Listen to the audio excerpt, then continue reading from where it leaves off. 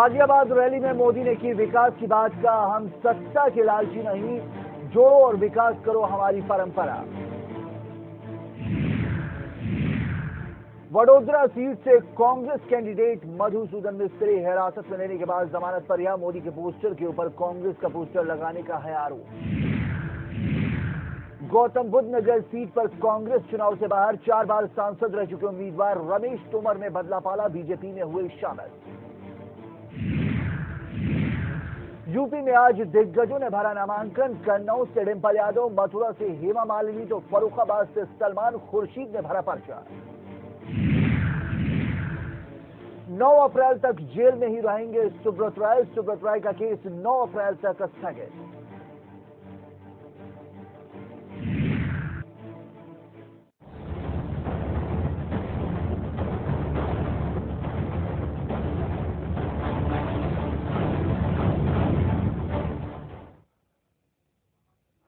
चौदह के चुनावी रण के लिए कांग्रेस ने उत्तराखंड की 5 लोकसभा सीटों में से 3 सीटों पर अपने उम्मीदवारों का ऐलान कर दिया है। पौड़ी सीट से कांग्रेस ने गंभीर सिंह नेगी, अल्मोड़ा सीट से वर्तमान सांसद प्रदीप टमटा और नैनीताल सीट से केसी सिंह बाबा को टिकट दिया है। केसी सिंह बाबा भी नैनीताल सीट से वर्तमान सांसद है। हालांकि कांग्रेस ने अभी इसकी आधिकारिक ऐलान नहीं किया है। साथ ही हरिद्वार सीट से मुख्यमंत्री हरीश रावत की पत्नी रेणुका रावत को टिकट दिया जाना तय माना जा रहा है। 16वीं लोकसभा की ये लड़ाई कांग्रेस के लिए आसान नहीं मानी जा रही है। ऐसे में बड़ा सवाल ये है कि क्या कांग्रेस के ये उम्मीदवार बीजेपी के उम्मीदवारों को चुनौती दे पाएंगे। नमस्कार, मैं हूं वारिस मिर्जा और आप देख रहे हैं हमारा खास कार्यक्रम बहस 8 बजे।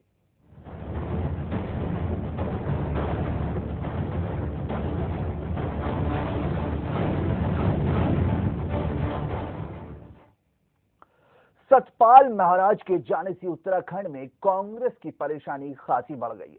सतपाल महाराज उत्तराखंड के एक बड़े नेता के तौर पर जाने जाते हैं, लेकिन कांग्रेस का कहना है कि महाराज के जाने से उत्तराखंड कांग्रेस को कोई नुकसान नहीं होगा।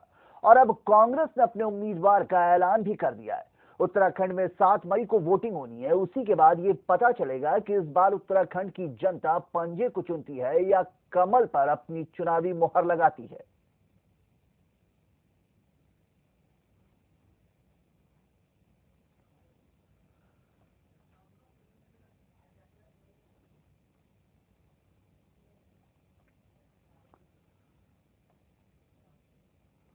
उत्तराखंड के मुख्यमंत्री हरीश रावत ने कहा है कि हमारा जनरल बीजेपी के जनरल से ज्यादा प्रभावशाली है। पौड़ी की जनता हमें आशीर्वाद देगी और साथ ही कहा कि टिहरी सीट का फैसला विजय बहुगुणा खुद लेंगे। हमारा जनरल जो है वो जहां भी जिस दायित्व उनको सौंपा गया है उन्होंने बहुत वंडरफुल काम किया है। वो हमारे पब्लिक सर्विस कमीशन के चेयरमैन थे। उसको न केवल उन्होंने ठीक से चलाया बल्कि उसमें बहुत ऊंची परंपराएं उन्होंने स्थापित करने का काम किया। और जब IMA के कमांडेंट थे उस समय भी देश भर में उनके काम की प्रशंसा हुई थी।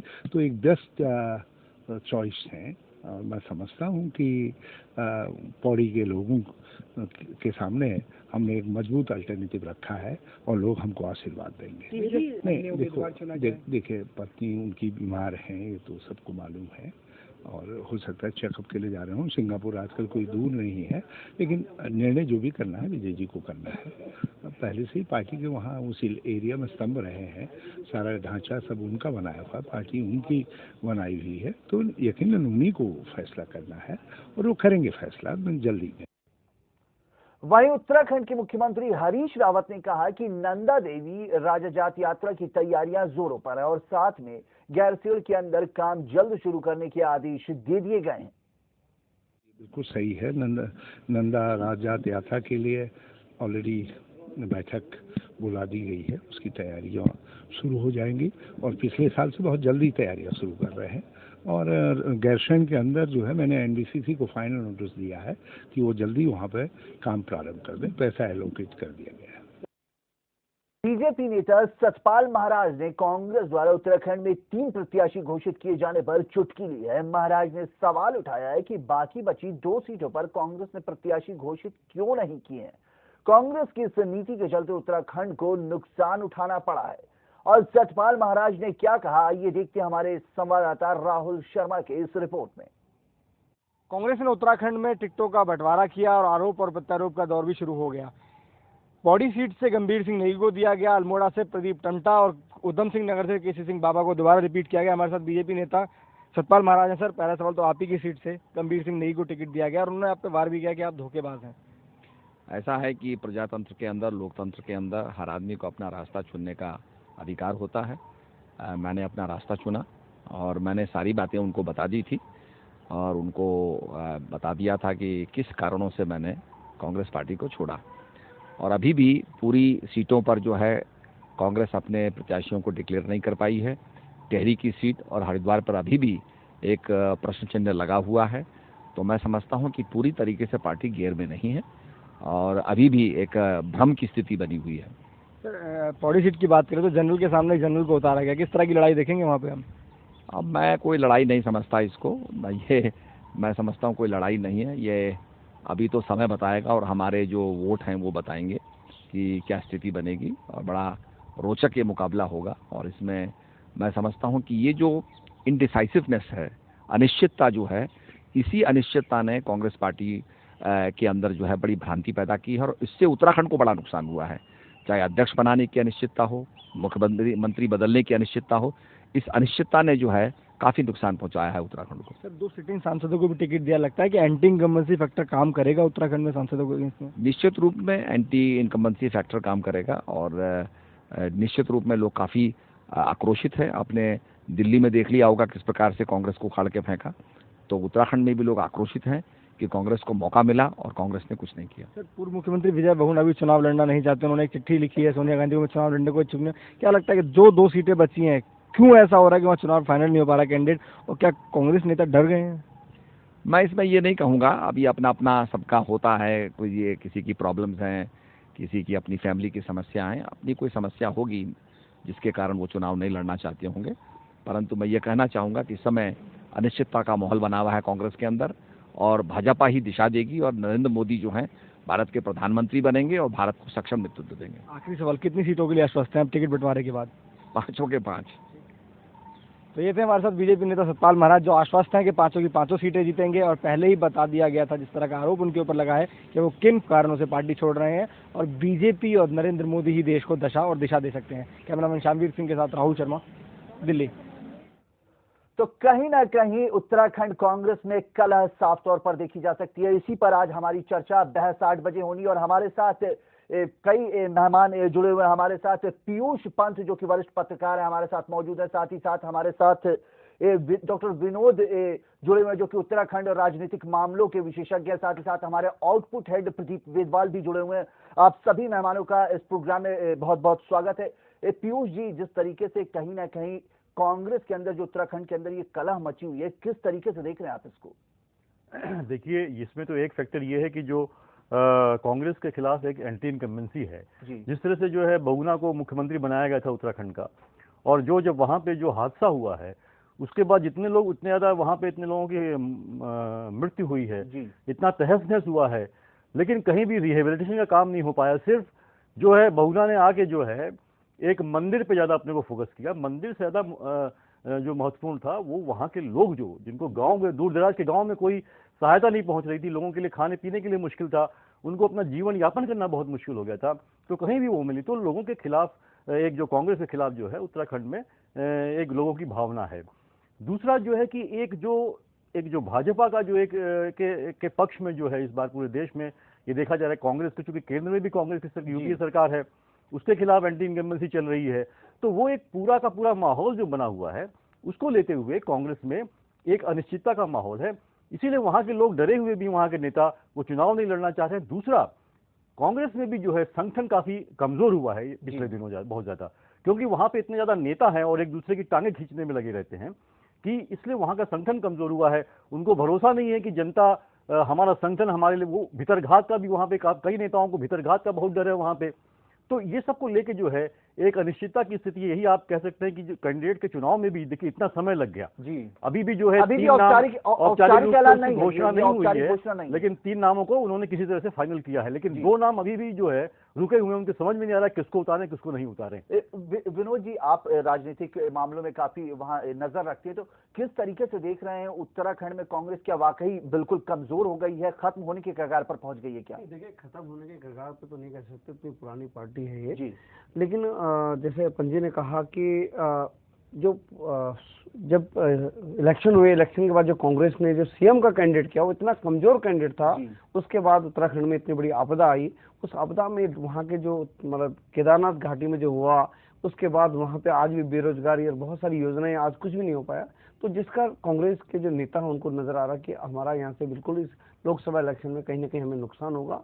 और जैसे कि आप मतलब टिहरी वाली सीट पे और हरिद्वार वाली सीट पे कांग्रेस को कहीं ना कहीं मतलब इन लोगों को मतलब बहुगुणा जी ऐसे लोगों को जिनको पार्टी ने सीएम बनाया और आज ये पीछे हट रहे, तो कहीं ना कहीं इनकी बहुत मतलब बहुगुणा जी की बहुत, मैं इस बात में ठीक नहीं है और भविष्य में जनता इनको माफ नहीं करेगी। जो जनता ने आपको सीएम बनाया और आज आप वहां से उस सीट से छोड़ के आप जा रहे हैं कि भाई मुझे सिंगापुर जाना है, तो जनता को आप इसको बीच मझधार में छोड़ के जा रहे हैं। जी, प्रदीप वेदवाल जी भी हमारे साथ आउटपुट हेड है हमारे। प्रदीप जी, जिस तरीके से विनोद जी कह रहे हैं कि कहीं ना कहीं बीच मझधार में छोड़ने वाली बात विजय बहुगुणा के लिए कर रहे हैं कि अगर वो बीच मझधार में जनता को छोड़ करके जा रहे हैं, तो आप किस तरीके से विजय बहुगुणा को ले रहे हैं जिस तरीके से वो पीछे हट रहे हैं चुनाव ना लड़ने से?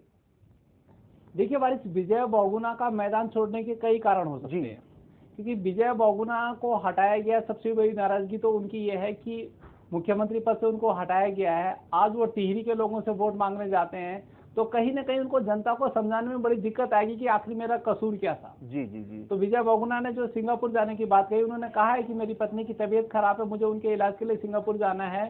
तो एक तरह से उन्होंने पहले भी अपनी अनिच्छा जाहिर की थी कि मैं कांग्रेस के सिंबल पे टिहरी से चुनाव नहीं लड़ूंगा, ना मेरा बेटा चुनाव लड़ेगा, परिवार का कोई भी सदस्य वहां पे चुनाव नहीं लड़ने जा रहा है। उन्होंने कई बार कांग्रेस आलाकमान को ये बात बताई थी।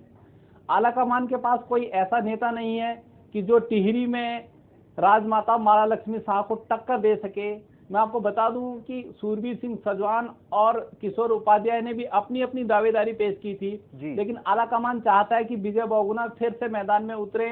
विजय बहुगुणा वहां से सांसद रहे हैं, विजय बहुगुणा का टिहरी उत्तरकाशी में अच्छा जनाधार है।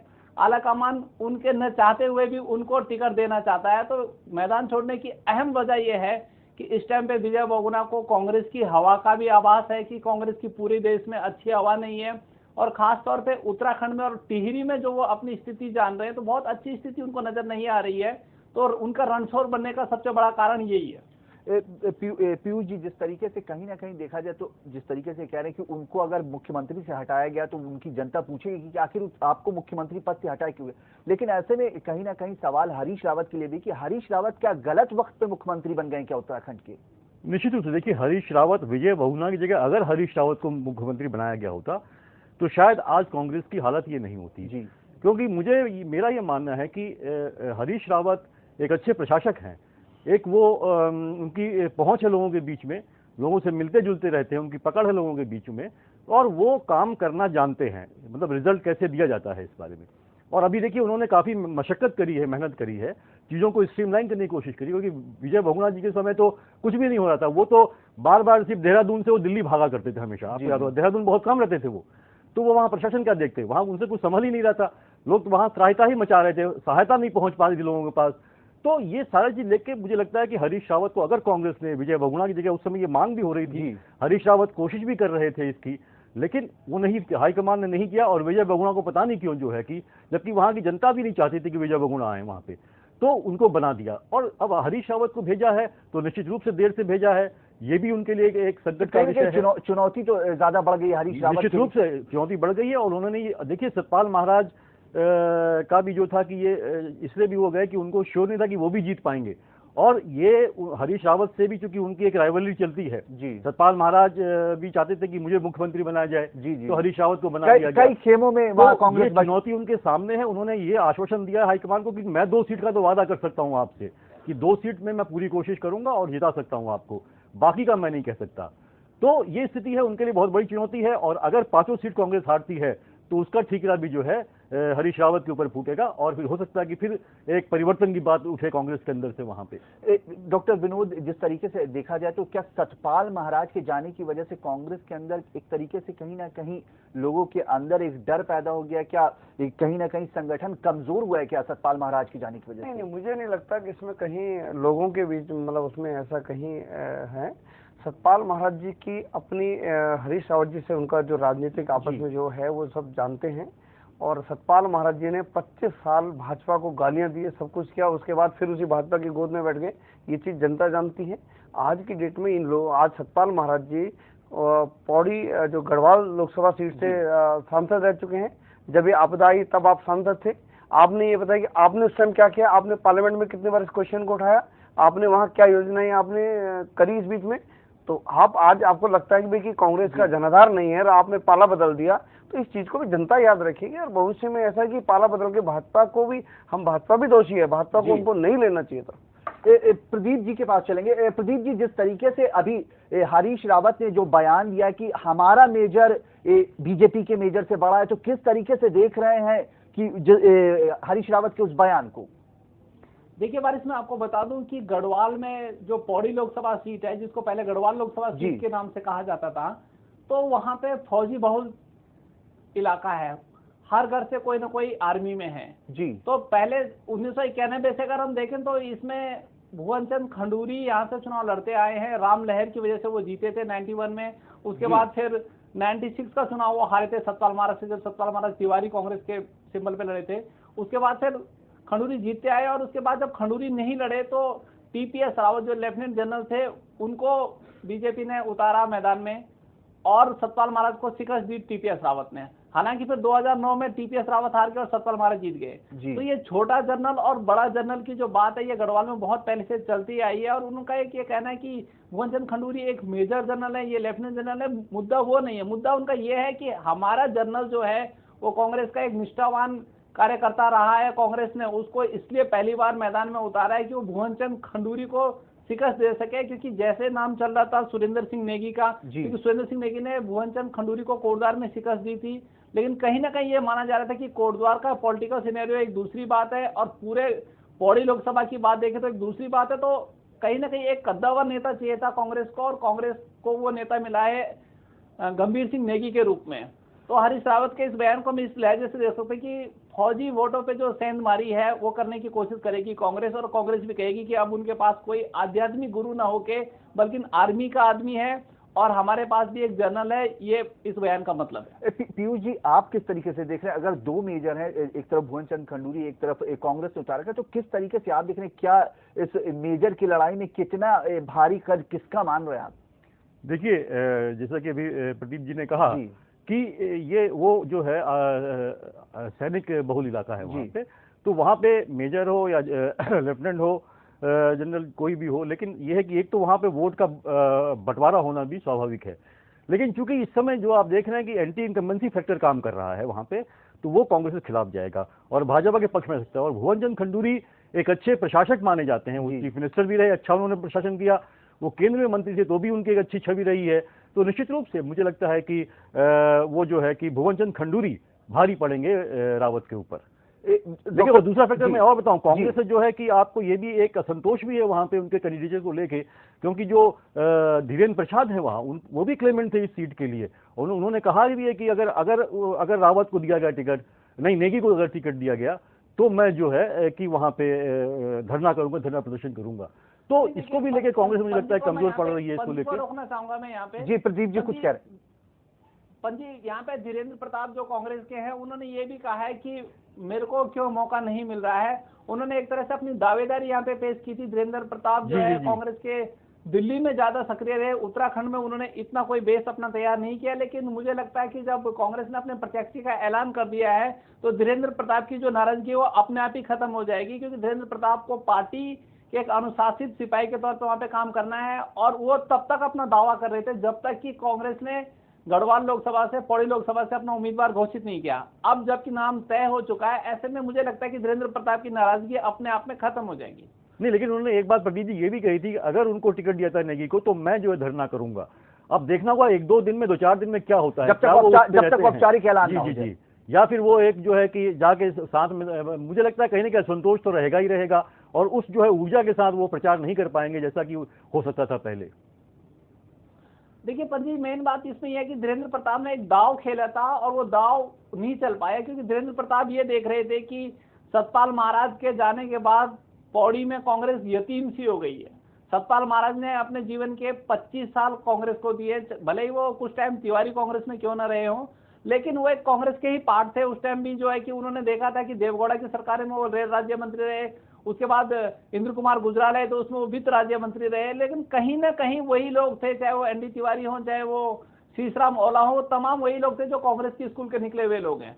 लेकिन अब जब धीरेन्द्र प्रताप ने ये बात कही है कि उनको टिकट क्यों नहीं दिया जा रहा, तो उसका मेन मकसद उनका यही था कि उनको वहां से गढ़वाल लोकसभा से एक उम्मीदवार बना के देखा जाए और उनकी एक हसरत जो है वो पूरी हो जाए, क्योंकि वो बीच बीच में टिकट की मांग करते भी रहे हैं पहले भी। जी। और पहले वो जब लैंसडाउन विधानसभा होती थी अविभाजित उत्तर प्रदेश में, लैंसडाउन विधानसभा से भी धीरेन्द्र प्रताप चुनाव लड़े थे। उस टाइम वो जनता दल में हुआ करते थे और जनता दल के टिकट पे वो लैंसडाउन से चुनाव लड़े थे। तो उनका दावा इसलिए भी पुख्ता नजर नहीं आता कि कांग्रेस में ऐसे और भी कई लोग हैं, कांग्रेस में सुरेंद्र सिंह नेगी भी हैं, कांग्रेस में और भी कई लोग हैं कि जो कि वहां से दावा कर रहे थे। लेकिन अब जबकि नाम तय हो चुका है, औपचारिक ऐलान होना भर बाकी है, तो मुझे नहीं लगता कि धीरेन्द्र प्रताप की नाराजगी कायम रहेगी, वो स्वतः ही मान लेंगे।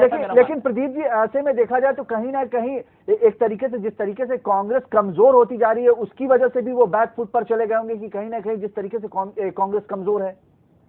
देखिए, आज कांग्रेस की मैं बात करूं वारिस, तो उत्तराखंड में एक जमाना था, कहा जाता था कि वहां का आदमी कांग्रेस की टोपी पहन के पैदा होता है, तो कांग्रेस का गढ़ रहा है उत्तराखंड। चाहे वो हम स्वतंत्रता संग्राम से पहले की बात करें या उसके बाद की भी बात करें, तो कांग्रेस का एक छत्र राज रहा है उत्तराखंड में। लेकिन आज कांग्रेस की इतनी निरीह स्थिति वहां पे हो गई कि कांग्रेस को कंधा देने वाला भी वहां पे कोई नजर नहीं आ रहा है, ढूंढे से भी नहीं मिल रहे हैं कांग्रेस को वहां उम्मीदवार। कल जोशीमठ में मुख्यमंत्री हरीश रावत को कहना पड़ा कि अब की बार मैं दिल्ली जाऊंगा और वहां से 5 उम्मीदवारों के नाम तय करके लौटूंगा। तो इतनी निरीह स्थिति में मैंने अपने जीवन में उत्तराखंड में कांग्रेस को नहीं देखा था। 2009 का चुनाव मैंने कवर किया था, मैंने देखा था 2009 में कांग्रेस कितने उत्साह से थी, लवरेज थी वहां पे। कांग्रेस के हर सांसद पद के जो प्रत्याशी थे उनको मैंने कवर किया था। मैंने देखा था उस टाइम पे बच्ची सिंह रावत को पटकनी दी थी केसी बाबा ने नैनीताल में, और जो है कि इसी तरह से कांग्रेस के सतपाल महाराज ने टीपीएस रावत को पटकनी दी थी पौड़ी में। अजय टम्टा को हराया था प्रदीप टम्टा ने अल्मोड़ा सीट से। तमाम सीटों पे विजय बहुगुणा ने बहुत अच्छी जीत, पर वो जो पिछली बार की लहर थी कहीं ना कहीं इस बार खत्म होती दिख रही है। डॉक्टर बिल्कुल वारिस साहब बिल्कुल ठीक कह रहे हैं कि पिछली बार जो कांग्रेसी खेमे में उत्साह था उससे दुगना उत्साह इस बार बीजेपी खेमे में नजर आ रहा है। और पिछली बार जो दुर्गत भुवनचंद खंडूरी की हुई थी उस टाइम पे, वही स्थिति कहीं ना कहीं इस बार हरीश रावत की ना हो जाए, क्योंकि भुवनचंद खंडूरी को बीजेपी आलाकमान ने सिर्फ और सिर्फ इसलिए हटाया था, उन्होंने कहा था कि आपके नेतृत्व में चुनाव वहां पे हुए और 5 सीटों पे आपके मुख्यमंत्री रहते हुए वहां पे बीजेपी की हार हुई है। तो भुवनचंद को खंडूरी को हटाए जाने का ये कारण भी बीजेपी आलाकमान ने गिनाया था। लेकिन प्रदीप जी यहाँ पर हरीश 500 सीटों पे वहां पे बीजेपी आ रही है। लेकिन प्रदीप जी यहाँ पर हरीश रावत को इसलिए लाया गया कि 5 में से कुछ सीटें तो हरीश रावत बचा सके। देखिए, हरीश रावत को उत्तराखंड में लाया जाना कोई गलत बात नहीं है, लेकिन जो टाइम है, जिस टाइम पे हरीश रावत को लाए हैं वो कांग्रेस के लिए एक खतरनाक साबित हो सकता है, क्योंकि हरीश रावत ने 1 फरवरी को मुख्यमंत्री पद की कुर्सी संभाली और चुनाव बिल्कुल सामने है। ऐसे में कांग्रेस को इस विस्फोट की कतई उम्मीद नहीं थी कि सतपाल महाराज इतना बड़ा विस्फोट करेंगे। और मैं आपको बता दूं वारिस की हो न हो बीजेपी में विजय बहुगुणा भी बीजेपी में शामिल हो जाए। जिस तरह की खबरें आ रही हैं, जिस तरह की अटकलबाजियां चल रही हैं, तो कहीं ऐसा ना हो कि विजय बहुगुणा भी बीजेपी में शामिल हो जाए, साकेत बहुगुणा भी बीजेपी में आ जाए। तो इस चर्चा को यहीं थोड़ी देर के लिए रोकेंगे, एक वक्त एक छोटे से ब्रेक का, और जल्द हाजिर होते हैं। और इस चर्चा को आगे बढ़ाते हैं, वक्त एक छोटे से ब्रेक का, जल्द हाजिर होते हैं।